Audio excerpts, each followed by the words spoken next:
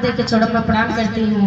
3 शुद्ध बताने और अंदर भाई साहब के चौड़म प्रणाम करती हूँ। नीलम देवी के चौड़म में प्रणाम करती हूँ। मेरा प्रणाम स्वीकार करिए महादेव। हम एक छोटा सा चर्चा बोलने जा रहे हैं। अगर चर्चा अच्छा लगे तो लाइक और सब्सक्राइब कीजिएगा, नहीं तो गलती को माफ करिएगा। बोले श्री गुरु महाराज की। एक कर्माबाई नाम की एक लड़की थी। वो कान्हा जी की बहुत बड़ी भक्त थी।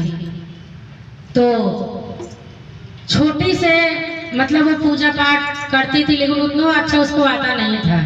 तो एक बार उसके पिताजी कान्हा जी का बाल गोपाल का मूर्ति रखे थे। तो बोले कि बेटी हम जा रहे हैं तीर्थ स्थल पे। उसकी माँ बचपन से गुजर गए थे, तीर्थ स्थल पे जा रहे हैं और तुम कान्हा जी को अगर कुछ भी घर में बनाना तो कान्हा जी को भोग लगा के तभी तुम खाना, जैसे हम रोज करते से तुम भी करना।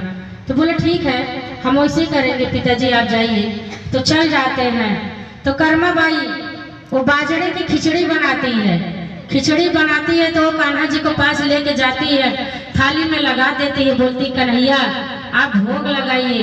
कान्हा जी वो अपना जैसे सब लगाते तो उसका पिताजी वो भी लगा के हट गई अपना, बोली अभी लगा लेंगे।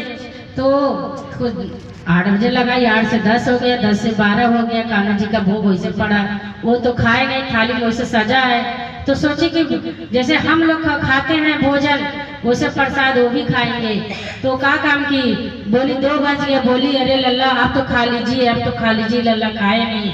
तो बोली हो सकता है इसमें घी और गुड़ हम कम डाले होंगे, लाइए थोड़ा और डाल देते हैं। तो डालती है घी और गुड़, घी गुड़ डाल के बोलते हो सकता है लल्ला को शर्म लगे, लाइए हम पर्दा गिरा देते हैं। तो पर्दा गिरा तब भी नहीं खाए। तो उसके बाद वो 4 बजा। तो संकल्प ली कि जब तक आप ये खिचड़ी आज खत्म नहीं करेंगे तब तक हम भी आज खाना नहीं खाएंगे। तो जब 4 बजे 5 बजे शाम को जब देखी है और खोल के देखती है पर्दा, तो पूरा खिचड़ी थाली में से साफ रहता है, पूरा खा के कन्हैया उनके मुंह में जूठा लगा रहता है। तो कान्हा के चेहरा तब खूब अच्छा सुंदर से धोती है, पोसती है, कन्हैया खिचड़ी खा लेते हैं। यही करते करते करते उसका 15-20 दिन बीत गया। तो उसके पिताजी आए।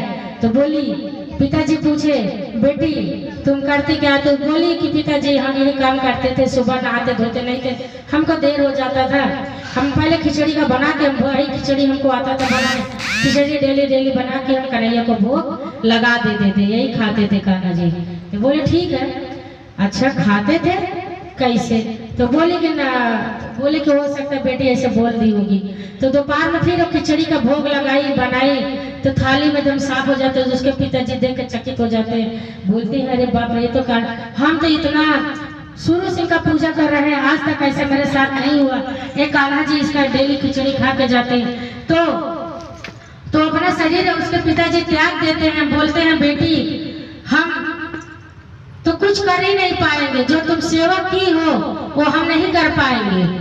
तुम्हारे हाथ से तो कान्हा खुद साक्षात खाने आते हैं। हमारे आज तक इतना मेरा बुढ़ापा आ गया, मेरा अंतिम समय आ गया, बेटे कभी नहीं भोजन प्रसाद पाए, आप क्या सब तुम ही इनका सेवा करो। वो कान्हा जी को दे देते हैं। कान्हा जी लेके वो शादी उदी नहीं करती है, शादी को उसका बचपन से जवानी से बुढ़ापा आ जाता है तो अपना पूजा पाठ करने लगती है। करते करते जब बुढ़ापा का समय आता है तो वो काम के वहाँ चली जाती है जगन्नाथ मंदिर। जगन्नाथ द्वारकाधीश जब जाती है तो बोलती है कि कान्हा जी हम यहीं पर एक कुटिया बनाती है, कुटिया बना के खिचड़ी का भोग लगा के रोज खिलाती थी। एक दिन उसको कोई साधु बोला अरे तुम खाना अगर भोग लगाती हो तो नहा धो के लगाया करो, तुम ऐसा क्यों लगा देती हो?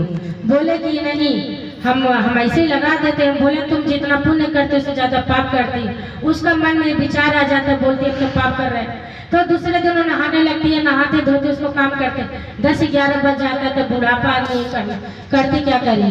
तो उसका 10-11 बजे तो भगवान को भूख जब तड़प होता था तो छपटियाने लगती थी, बोलती अरे भगवान को भूख लगा क्या करे, 10-11 बज गया हम कैसे करें? तो एक दिन कान्हा बाल रूप में आते हैं, कहते हैं मैया मैया हमको भूख बहुत तेज लगी है, हमको खाने के दे दो। बोले बेटे अभी हम नहा के भोग लगाएंगे, बनाएंगे प्रसाद भोग लगा के तब आपको देंगे। बोले कि नहीं तुम नहाओ मत, जैसे तुम पहले बनाते थे वैसे हमको खिलाते। बोले जैसे उसको क्या, बच्चा को क्या पता कि पहले कैसे बनाते थे कैसे नहीं।